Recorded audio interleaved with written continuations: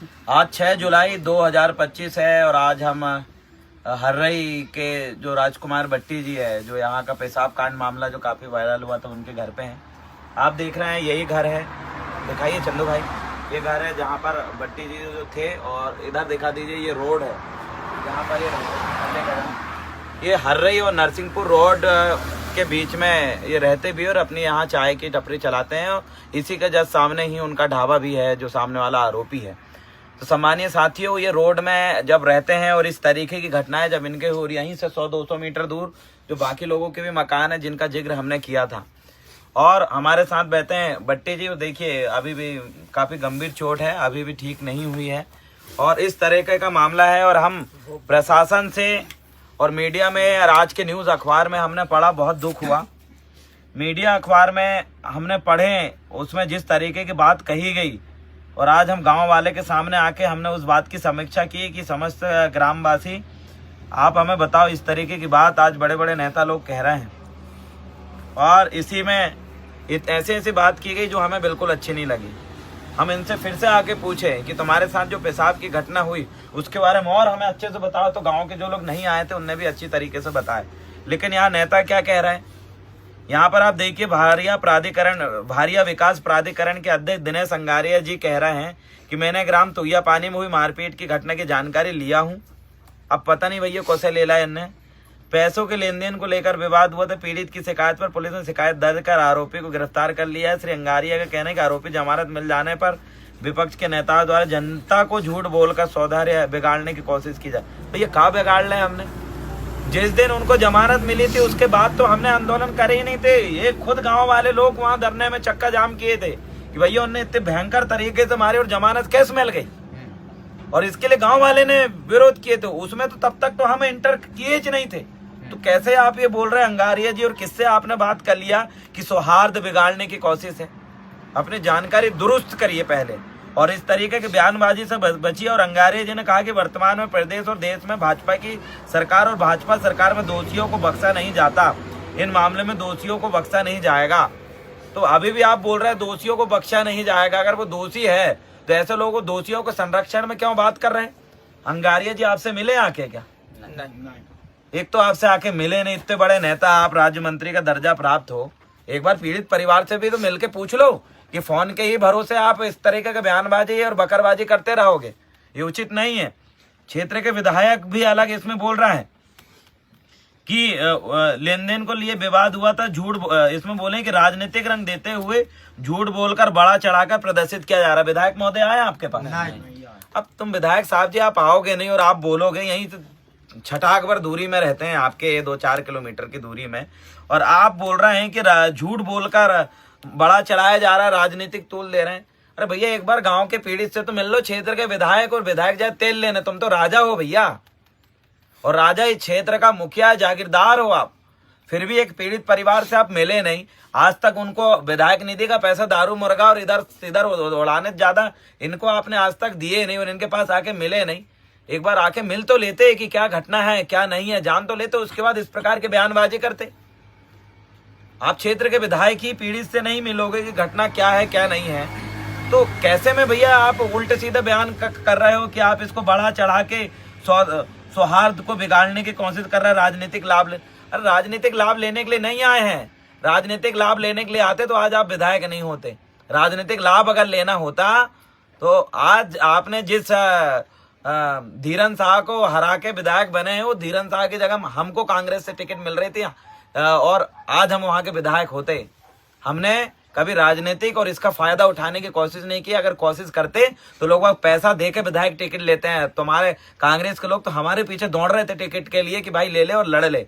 हम लोगों ने उस समय लोभ लालच और ये सब नहीं दिखाया, और आज भी हमारी वैसी प्रवृत्ति नहीं है। हम पीड़ित के कहने पे यहाँ आए, गाँव वाले के कहने पे यहाँ आए। इस तरीके की बयानबाजी देने से पहले एक बार आप आके पीड़ितों से मिल लो। और भट्टी मैडम से भी निवेदन करते हैं, मोनिका भट्टी जी, उन्होंने भी यही बयान दिया है। मोनिका जी ये जो कार्यकर्ता हैं, दादा मनमोहन साहब भट्टी जी के कट्टर कार्यकर्ता रहे, जिन्होंने दिन रात भूखे प्यासे रह के 2003-04 में दादा भट्टी जी को विधायक बनाए थे। थोड़ा सा तो आपके अंदर दर्द और समाज के प्रति दया की भावना होगी, एक बार मिल लेती आके मैडम। अब तो मिल नहीं पाई है। वो कार्यकर्ता जो भट्टी जी के लिए दिन रात काम करे, ऐसे कार्यकर्ताओं को आप कह रहे हो कि ये सब झूठ बोल रहे हैं। 1-1 रुपए युवा का है। एक अभी भी यहाँ बैठे हैं लोग बात, जिन्होंने 1-1 रुपए चंदा किए थे। भैया हम तो हमें एक वोट भी दे रहा है और 1 रुपया की नोट भी दे रहे हैं, ऐसा करके वोट और नोट दोनों दिए दादा मनमोहन साहब भट्टी को। वो कार्यकर्ता लोग यहाँ पर है और आप उन कार्यकर्ताओं को भाजपा में जाके बोल रही है। आपको अभी भी समझ में आया है कि बीजेपी में जाने के बाद तुम्हारी पूछ परछ बंद हो चुकी है और कोई इज्जत सम्मान आपको दे नहीं रहा है, फिर भी आप इस तरीके की बयानबाजी कर रहे हैं। हर एक बार अपने आत्मसम्मान को तो ध्यान में रख के इनसे आके मिल लेती है, किस जगह पे रहते हैं, किस हालात में रहते हैं, आप उनसे भी नहीं आई और फिर इन सभी गांव वाले और लोगों को आप कह रहे हो कि ये सब झूठ बोल रहे हैं। अभी तक तो पुलिस ने जांच भी नहीं करी। मैडम कैसे झूठ बोल रहे हैं विधायक साहब? इनका भाजपा के वरिष्ठ प्रवक्ता महोदय भी शुक्ला जी भी बोल रहे हैं, ये सब क्या बात कर रहे हैं आप? पीड़ित तो मिल तो लो, आप झूठ बोल रहे हैं, सच बोल रहा है। एक बार गांव पीड़ित घटना स्थल सब तो देख लो आप बिना देखे अनुमानित तौर पे सिर्फ ये सोच के झूठ बोल इस बयानबाजी कर रहा है कि देव रावण इनसे मिल रहा है। आपको मिलने से किसने रोका है?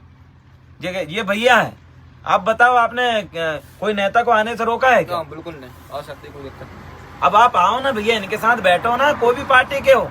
हम आए हैं, हम आगे बैठे, तुम भी आगे बैठ जाओ, क्या दिक्कत है हमें? अब तुम आ भी नहीं रहे, उल्टा इनको उल्टा सीधा बोल रहे हैं। ये कैसा संभव कि आप इसको मना कर सकते हो कि इनके पैर में चोट है, इनके बच्चे बीवी और बाकी जो आसपास के लोगों को जो मार पिटाई की वो भी झूठ है? ये बहुत गलत है और राजनीति के लिए इतने गिर जाना ये हद पार होने वाली बात है। और जो वरिष्ठ नेता लोगों के द्वारा ये कहे जाने वाले जो कथन ऊट पटांग जो बोल रहे हैं, मैं आपसे निवेदन करना चाहता हूं, किसी गरीब की बद्दुआ और हाय इस कदर मत लीजिए कि आने वाले समय में आपका राजनीतिक करियर भी नहीं बचे। ये प्रकृति शक्ति देख रही है, कहीं ना कहीं आप भी इन्हीं चीजों से भुगतना पड़ेगा। इसलिए सही और सच्चाई का साथ दीजिए। एक बार पीड़ितों से और गांव वाले से आके बात करिए और हकीकत पता करिए कि आखिर घटना क्या है। अगर उसके बाद भी आपको लग रहा है कि देव रावण भलावी तूल दे रहा है मामले को, तो इस चीज को दिमाग से निकाल दीजिए। देव रावण भलावी सड़क छाप, गांव छाप, जंगल छाप नेता है, जो सड़क से लेके अपने आंदोलन करके आवाज उठाने का काम किया हूं और लगातार करता रहूंगा। मैं आपसे निवेदन करता हूं कि जरूर पीड़ित परिवार के साथ आके संवेदनाएं व्यक्त करें। मेन रोड में वो रहते हैं, उनके बच्चे तक ये बोल रहे हैं कि भैया हमको डर रहता है, बोले पापा गाड़ी आ गई, मारने वाले आ गए। इस तरीके की बात उनके बच्चे बोलने के लिए मजबूर है।